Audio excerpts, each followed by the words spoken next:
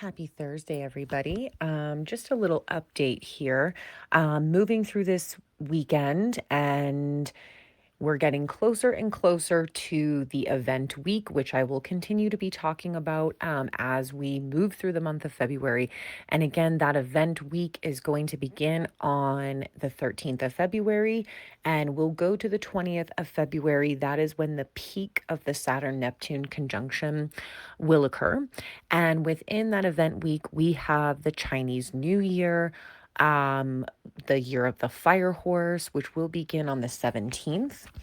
And that day will also have a new moon solar eclipse in Aquarius. I've been talking about this, how this eclipse relates back to an eclipse that we had at this exact degree in February of 2018. So there's going to be a lot of themes this year that relate back to 2018. That's something, we'll continue to cover. But the first is going to be this eclipse, right? And I will talk so much more about that as we get closer. And then, we will have Uranus moving into Gemini at the end of April. He is now direct and finishing up his transit through the critical degrees of Taurus, which he began this transit back in May of 2018. So February and May of 2018 are big kind of bridge points to this year. And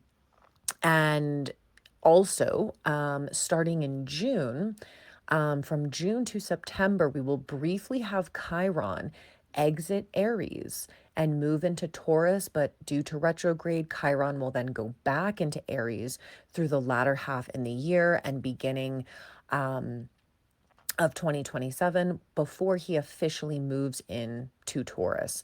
And again, this has been an 8-year transit similar to Uranus in Taurus. Chiron in Aries also began in May of 2018. So, lots of bookmarks to this era of 2018. But what I wanted to mention as far as the next week, as we build up to this event week, this is a very Uranus based month. Okay. And the reason is because we began the month out, right? Since the second half of January, we have had a massive stellium in Aquarius, right? We started out the year with a massive Capricorn stellium. And now, the second half of January and into February, we've had a parade of Aquarius planets. We have the Sun, we have Mercury, we have Venus, Mars, and Pluto.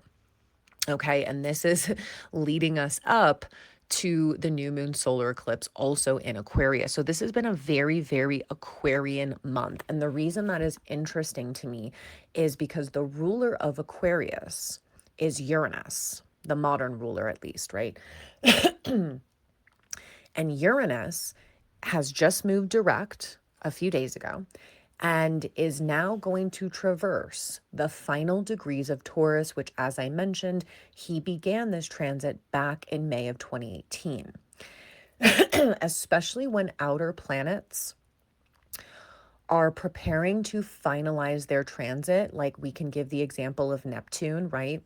She she was transiting through the critical degrees of Pisces last year from like January to March.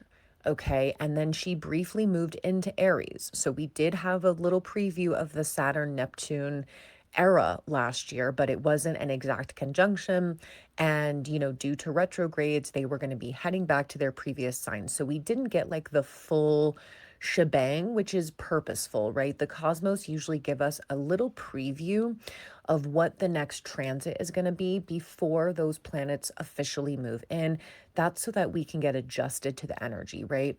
So Neptune did move into Aries last year at the end of March, and then she moved back into Pisces in October.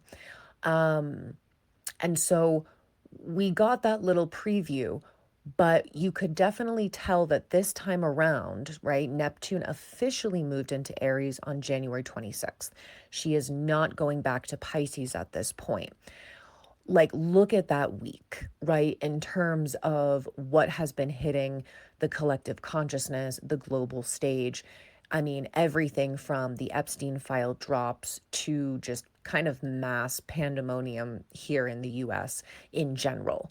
Um, and so that's kind of the thing of when these planets are preparing to officially end a transit, they do not go quietly because they need to ensure that the purpose of their transit has been accomplished. It was the same thing when Pluto officially moved into Aquarius, right? We had Pluto in Aquarius for 8 months in 2024, but then he moved back to the 29th degree of Capricorn in the fall of 2024. So it wasn't until January of last year when Pluto officially moved into Aquarius that we really saw the the power and the kind of transformation that was happening, ending the Pluto and Capricorn transit, right? So last year, January, February, that was when this really energy started building in terms of like power to the people kind of vibe that was happening. A lot of our attention was very focused on this gap between what we call the elites and the mass of humanity, right? I believe that was around the time like Louis Mangione like shot the insurance CEO, like there was kind of this building moment. So when these planets are ending a transit, they are loud. They are very, very loud. And so as Uranus is sitting at the 27th degree of Taurus, he will officially move into Gemini at the end of April.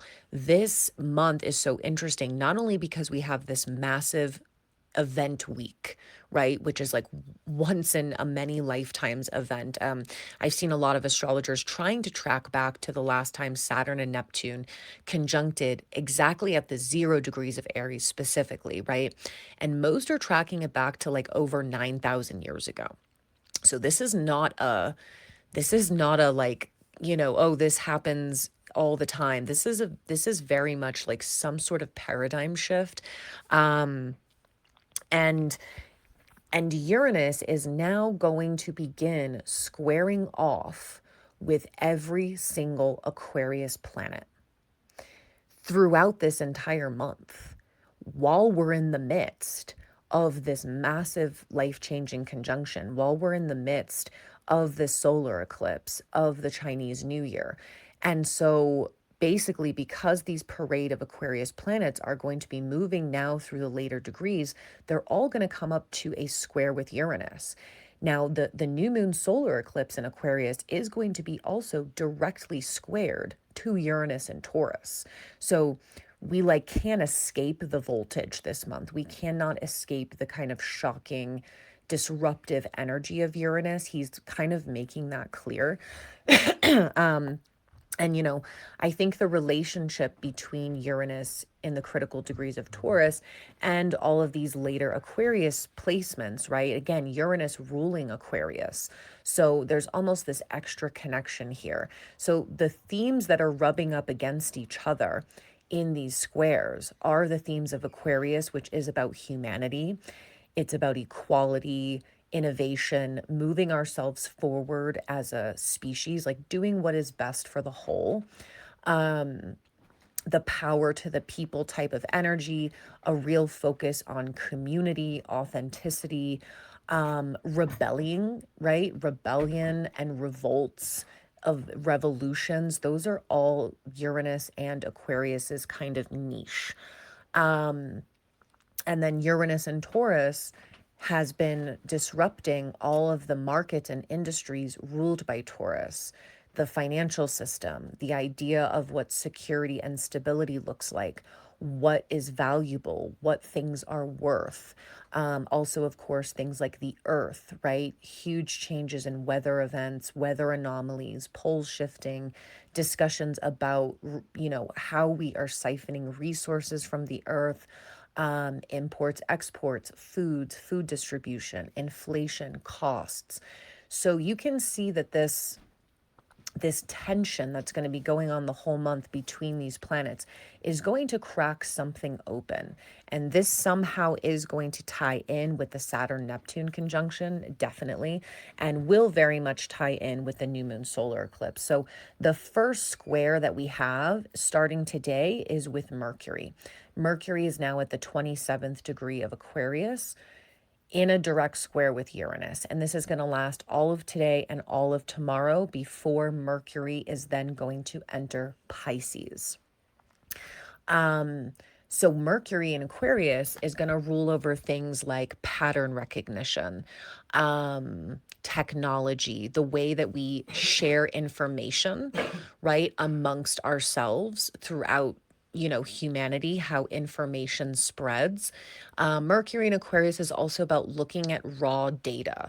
It's looking at objective facts and data and putting together some sort of pattern, being able to see how everything connects to one another. And so, with that square to Uranus, it is possible in the next 2 days we get a further kind of explosion of some sort of information that spreads. This could also be where people are right now starting to really focus on how do we have a network of information and communication as far as communities go. Maybe in terms of talking about resources and resource sharing, if financial markets become further destabilized. There could also be some sort of breakthrough or leak as far as information regarding financial markets. There could also be leaks regarding technology. If we're talking about any sort of technology, AI, etc., we can expect some sort of disruption here over the next 2 days.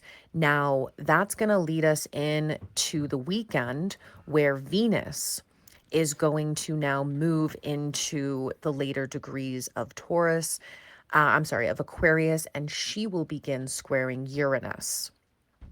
And that's going to last until Tuesday when Venus then moves into Pisces. Now, Venus, this is interesting, especially with the Venus Uranus square, because Uranus rules Aquarius, where Venus is stationed, and Venus rules Taurus, where Uranus is stationed. So already there, we have some sort of symbiotic disruption happening, and Venus is going to focus on the value of things, people, the value of commodities. This is where we determine what things are worth and what they aren't worth. And I think with Venus and Aquarius, the message is the people, humanity's creativity, humanity's connection is what is valuable, and it is more valuable than what we've always kind of been focused on here, which is tangible assets, resources, etc. So these disruptions over the next week is very, very interesting to me as that leads us up to next Friday when the conjunction begins. Now, during that week, right, as I mentioned, the 17th is the eclipse and the Chinese New Year. Those days leading up to that. So we're talking the conjunction starting on the 13th. This is after we've had like a week-long square off with Mercury and Venus to Uranus. And then those couple of days, 14th, 15th, 16th, 17th, the sun in Aquarius is going to start squaring Uranus and Taurus, right? And that's going to peak on the solar eclipse. Because obviously the moon will be squaring Uranus that day as well. Then the sun moves into Pisces on the 18th. Then we have the exact conjunction happening on the 20th. So this is a next 2 weeks are very highly like volatile in a way. But I don't consider it necessarily a bad thing. It's just that this is very high voltage energy. And then to end it off, which I'll talk about this more extensively as well, but when we get to the end of February, Mercury is going to go retrograde, right? We have a few retrogrades a year, and Mercury is doing this particular retrograde in Pisces. I definitely have to feel into what that retrograde is going to be bringing to us because it seems like no matter how much we're trying to like end this Piscean era, it for whatever reason will not end. We still have the North Node in Pisces until the end of July. And now we are going to have an extended Mercury retrograde in Pisces that is going to linger, okay, until April 14th. So essentially, for almost 2 months, we will have Mercury in Pisces, and it's just like never ending. But my guess is that there are deeper things that still need to be seen, that still need to be communicated through the Piscean realm. Like, if we think about just the Epstein files as an example of this Neptune Pisces era, right? People have been asking for these files since, probably like 2009.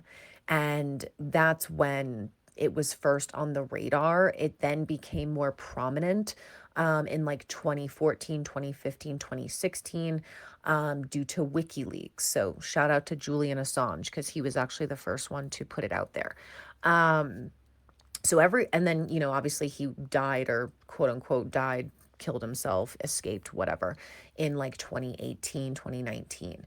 So this has been the whole Neptune and Pisces era. So just as Neptune is entering Aries, are we even getting a glimpse of these files? That's an example of the hangover of Neptune and Pisces. There's so much we could see during that time, but we couldn't prove it, right? That's very Piscean. We knew it, but we couldn't prove it. And there was so much fog and so much secrecy and so much obscurity and vagueness during that time that this is when you will start to see a lot of the hangover, the disclosure of that entire era that was kept under wraps, right? Everybody was distracted and fed bullshit that they ate up, and everybody was just in a delusional fog. That fog is going to start clearing.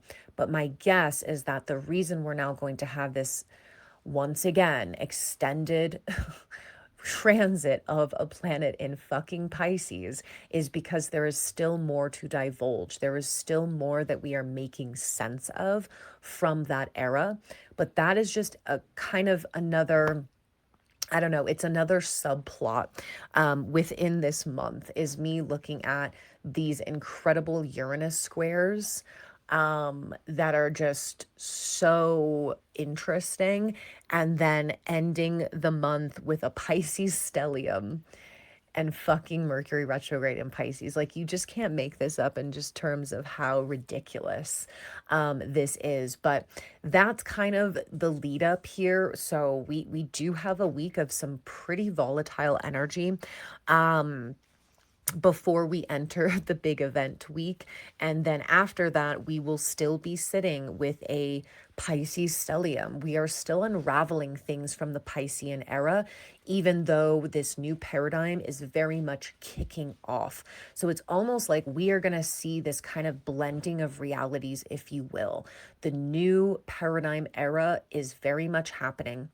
It is coming at a full speed and a fast pace, but the hangover of the previous era and the kind of leakage from that time is going to start leaking into the present, because it's very clear there are still things that have not been fully seen, fully processed, fully understood, just because of the kind of dreamy, vagueness that we were living in. And so it's all kind of bleeding into one. It's almost like the past and the present are bleeding into the now. And so this is what makes February just such an interesting month. And then we get into March, which is also so interesting. I mean, every month this year is like, a wild ride.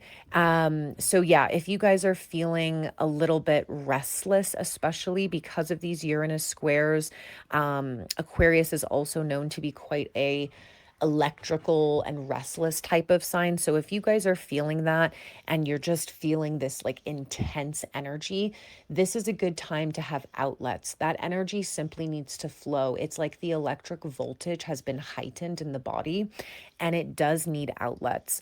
And for those of you who are joining us this weekend on February 7th, that is going to be the day that we do our mass activation and grid working that day. That is going to be under the Venus Uranus square, which to me makes total sense in terms of us looking at the universal 8 locations, which carry an immense power. These two, Venus and Uranus, squaring off, they're both in symbiotic relationships because they are in the sign that the other rules. This tells me there is such a strong force that is activating, that's going to be coming through the grids, that's going to be coming through the earth, and we are definitely going to push that out. So, love you guys. Hope you have a great weekend. I will be back next week to report more on the lead up to the big event.